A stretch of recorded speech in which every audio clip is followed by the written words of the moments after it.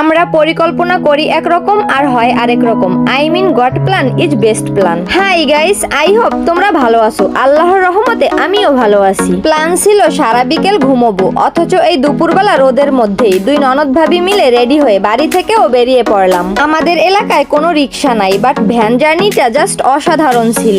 দেন একটা অটোতে উঠে পড়লাম, আর এজন্য মনে হচ্ছে কোনো কচুরি ফুলের রাজ্য।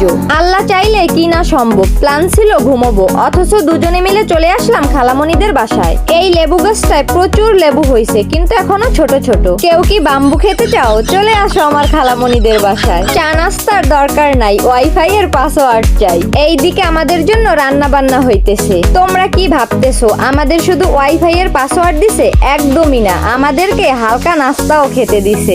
নাস্তা শেষ করে আমরা রাতের খাবারটাও তাড়াহুড়ো করে খেয়ে নিলাম, কারণ এখন আমরা বাড়ি চলে যাব।